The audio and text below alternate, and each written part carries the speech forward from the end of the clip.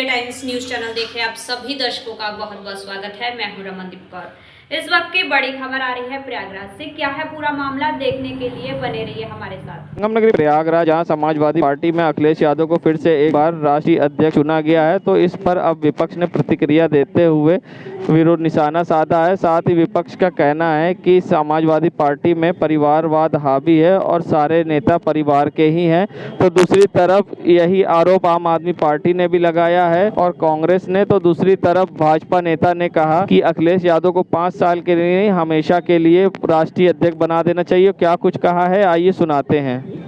भाई देखिए, ये समाजवादी पार्टी का जो है इंटरनल मैटर है कि उनको फिर से जो है अध्यक्ष बना दिया गया है। लेकिन हमने ये देखा है कि जिस तरह मुलायम सिंह यादव अध्यक्ष एक कामयाब अध्यक्ष रहे और उन्होंने पार्टी को सत्ता में लाए, कई बार मुख्यमंत्री बने, उस तरह से वो क्षमता जो है अखिलेश यादव जी में नहीं है जो कि मुलायम सिंह यादव के अंदर थी। परिवारवाद तो बिल्कुल हावी है। जितने भी उनके परिवार के सदस्य हैं वो सब समाजवादी पार्टी के कहीं ना कहीं सदस्य हैं।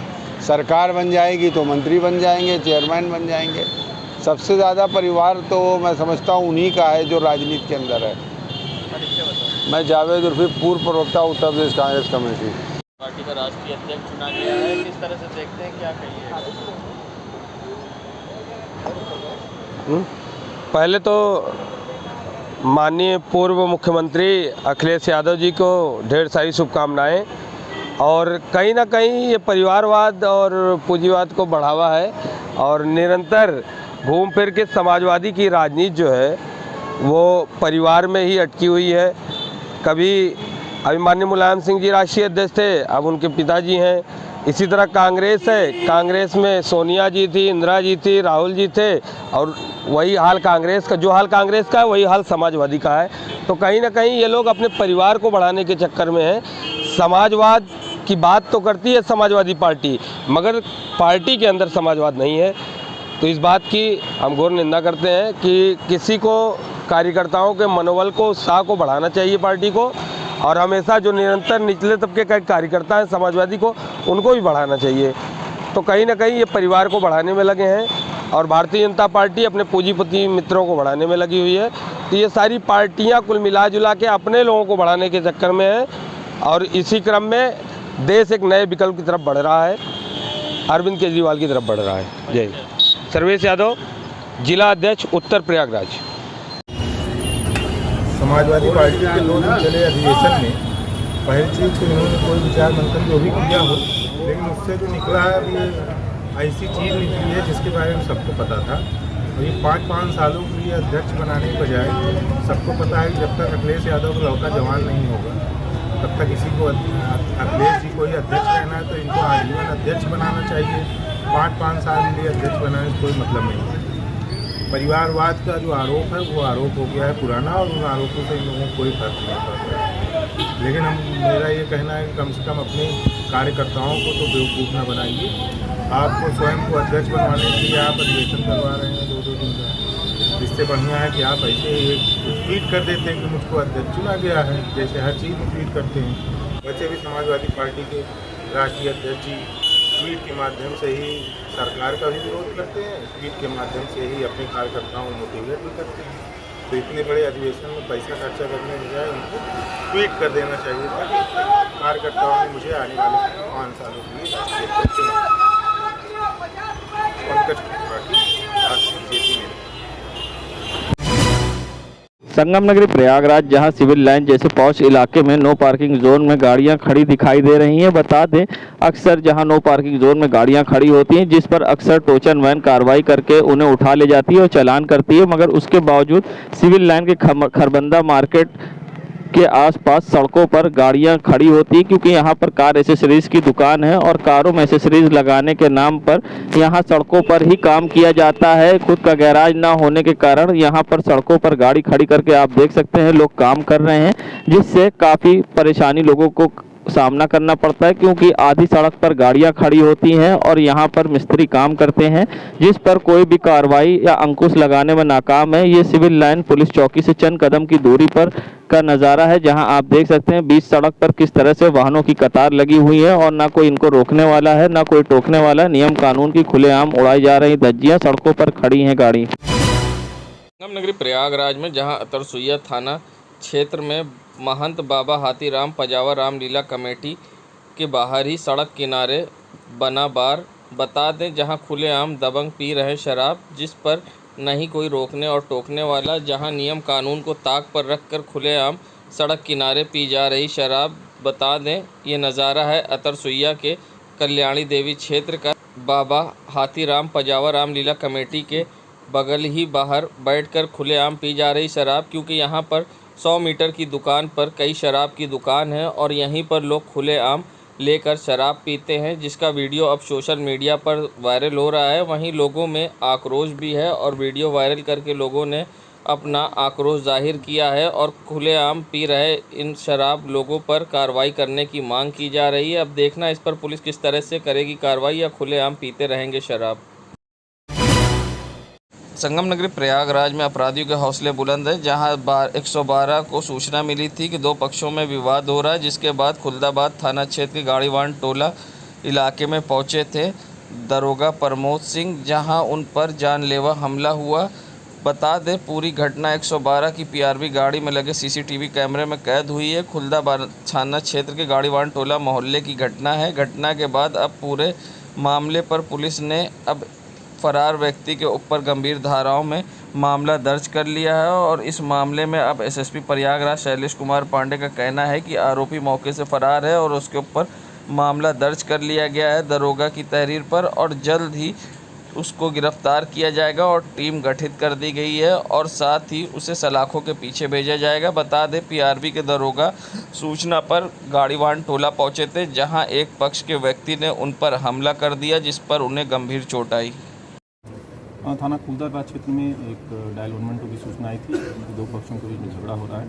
उसकी सूचना पे डायल 100 की टीम गई। उसमें एक सब इंस्पेक्टर पे जो वहाँ पे आरोपी पक्ष था उसने हमला किया। सब इंस्पेक्टर को चोट आई और इसमें अभियोग पंजीकृत किया गया है। अभी आरोपी फरार है, टीमें गठित हैं, जल्दी उसको गिरफ्तार करके जेल भेजा जाएगा और उसके विरुद्ध कड़ी से कड़ी विधिक कार्रवाई सुनिश्चित की जाएगी।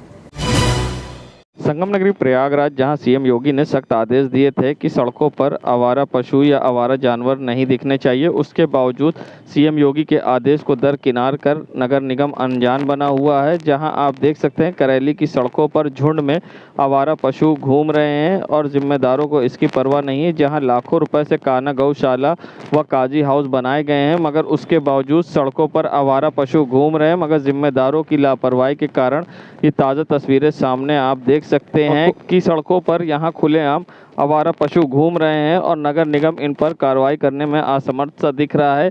इतनी तादाद में जानवर सड़कों पर कहां से आए और आवारा पशु ये किनके हैं ये किसी को नहीं पता, मगर इसके कारण कभी भी कोई दुर्घटनाग्रस्त भी हो सकता है और कई बार लोग होते भी हैं।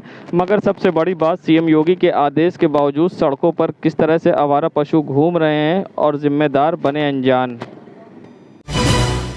संगम नगरी प्रयागराज में जहां कल इलाहाबाद विश्वविद्यालय प्रशासन और छात्रों के बीच बात होनी थी, उसी बीच वहां पहुंचे एबीवीपी के छात्रों ने जमकर हंगामा किया और हाथापाई की थी, जिसके बाद यहां पर जमकर बवाल हुआ, जिसमें कई छात्र संगठन के नाम आ रहे थे। जिसके बाद छात्रों ने अब संगठन की मामले पर खंडन करते हुए बताया कि ये जो कुछ घटना हुई है वो एबीवीपी की तरफ से हुई है और ऐसे में यहाँ पर अब छात्रों ने अपना पक्ष रखा है और साथ ही एबीवीपी पर गंभीर आरोप भी लगाए हैं। क्या कुछ कहा है छात्र ने इस पूरे मामले पर और फीस वृद्धि के मामले पर अब भी अनशन जारी है, ऐसे में क्या कहना है छात्र का, आइए सुनाते हैं। जिसमें इलाहाबाद विश्वविद्यालय प्रशासन के साथ बातचीत होनी थी, बैठक होनी थी, लेकिन जब ये बैठक चली रही थी उसी दरमियान एबीवीपी के गुंडे वहाँ पर आकर के हुड़दंगई करने लगते हैं, गाली गलौज करते हैं और विश्वविद्यालय प्रशासन और पुलिस प्रशासन के साथ मारपीट करने लगते हैं। जिसका परिणाम ये होता है कि मीटिंग पूरी तरीके से विफल हो जाती है, कोई बातचीत नहीं हो पाती है और फीस वृद्धि के खिलाफ विश्वविद्यालय प्रशासन का अभी भी रवैया उसी तरह का बना हुआ है। तो हम ये बात स्पष्ट रूप से कह रहे हैं कि विश्वविद्यालय प्रशासन के साथ हो रही बातचीत को ABVP के गुंडों ने पूरी तरीके से बर्बाद किया है और जिसके हम लोग इस तरह की घटनाओं के खिलाफ हैं। हम लोग किसी भी प्रकार की हिंसात्मक गतिविधि में संलिप्त नहीं थे और हम ये मांग करते हैं कि वीडियो फुटेज के आधार पर विश्वविद्यालय प्रशासन या पुलिस के साथ जो भी मारपीट करने में लोग शामिल थे उनके खिलाफ कार्रवाई हो। और हम ये भी मांग करते हैं कि विश्वविद्यालय प्रशासन फीस वृद्धि की मांगों को समझे और अभी भी हम उस तरह की वार्ता के लिए तैयार हैं जिसमें ABVP के साथ हम किसी भी प्रकार की संलिप्त होकर के वार्ता विश्वविद्यालय प्रशासन के साथ नहीं करेंगे। हम अभी भी 400% फीस वृद्धि की वापसी, छात्र संघ की बहाली और जो तमाम छात्र नेताओं के ऊपर फर्जी FIR लगाए गए हैं, मुकदमे ला दिए गए हैं, उन सब की वापसी की मांग करते हैं। और हम लोग अहिंसात्मक तरीके से, पूरी तरीके से गांधीवादी तरीके से अभी भी इस आंदोलन को हम लोग चला रहे हैं। नगरी प्रयागराज में जहां कोरोना काल के कारण कोई भी कार्यक्रम नहीं होता, 2 साल के बाद दशहरे का भव्य आयोजन किया जा रहा है, जिसमें महंत बाबा हाथीराम पजावा रामलीला कमेटी की ओर से प्रतिदिन की भांति जहां आज रथ व भगवान श्री हनुमान शाहगंज पहुंचे, जहां से उन्होंने महंत बाबा हाथीराम पजावा रामलीला से शाहगंज से रथ पर जहां भगवान श्री राम, माता सीता व भाई लक्ष्मण विराजमान हुए और अपने रास्तों से होते हुए ये शोभा यात्रा निकली, जहां शोभा यात्रा में भगवान श्री राम, माता सीता व भाई लक्ष्मण को देखने के लिए सैकड़ों की तादाद में लोगों की भीड़ दिखी। कड़ी सुरक्षा के बीच में शाहगंज से ये शोभा यात्रा निकलकर बजाजा पट्टी, कोतवाली, रानी मंडी व मीरापुर होते हुए कल्याणी देवी बाबा हाथीराम पजावा रामलीला कमेटी पहुंची, जहां हर साल की तरह इस साल भी शोभा यात्रा भव्य तरीके से निकाली गई। नगरी प्रयागराज में एक वीडियो सोशल मीडिया पर वायरल हो रहा है, जिसमें एक व्यक्ति खुद को बीजेपी का और बजरंग दल का नेता बताते हुए पुलिस से अभद्रता कर रहा है और साथ ही धमका रहा है। बता दें, नियम कानून का उल्लंघन करने पर पुलिस ने जहां व्यक्ति का चालान किया, जिसके बाद चालान को लेकर वह पुलिस से भिड़ गया और फ़ोन पर बात करते हुए पुलिस को धमकी देने लगा और पुलिस से अभद्रता की है, जिसके बाद अब वीडियो सोशल मीडिया पर तेजी से वायरल हो रहा है। इन दिनों लोगों में अब खाकी का खौफ नहीं दिख रहा है और लोग खाकी को चुनौती दे रहे हैं और सत्ता के नशे में चूर अपने आप को बीजेपी का नेता बताते हुए पुलिस से की बदतमीजी। बता दें, वहीं पुलिस से अभद्रता करने का वीडियो अब सोशल मीडिया पर हो रहा वायरल। अभी 1 घंटा रुकना पड़ेगा यहाँ। गवर्नर कहाँ गया? नहीं करूँगा, नहीं, पहले मैं कायदे से बात किया। कहाँ गया वो गवर्नर? भाई साहब नहीं, यहाँ पे नहीं है, इसके नंबर लिखे हैं 94। नगरी प्रयागराज में उस समय हड़कंप मच गया जब खुलदाबाद थाना क्षेत्र के रोशनबाग इलाके में जहां एक व्यक्ति एक बच्चे को लेकर भागने का प्रयास कर रहा था, तभी लोगों ने उसे मौके पर पकड़ लिया और PRV 112 को फ़ोन किया। बता दें, आरोप है कि फुटपाथ पे रहने वाले परिवार के एक बच्चे को व्यक्ति लेकर भागने की कोशिश कर रहा था, जिस पर शोर होने पर इस व्यक्ति को लोगों ने पकड़ लिया और डायल 112 को कॉल किया और इस व्यक्ति को डायल 112 के सुपुर्द कर दिया। मौके पहुंची डायल 112 ने आरोपी व्यक्ति को हिरासत में ले लिया और पूछताछ के लिए थाने ले गई। बता दें, इससे पहले भी एक घटना रानी मंडी इलाके में हुई थी, जहां संदिग्ध व्यक्ति को स्थानीय लोगों ने हिरासत में पुलिस के दे दिया था और SSP प्रयागराज ने पहले भी अपील किया था कि अगर किसी पर शक होता है तो वो पुलिस के सुपुर्द करे आरोपी को। देश दुनिया की खबरों के लिए world media times news channel को सब्सक्राइब करें।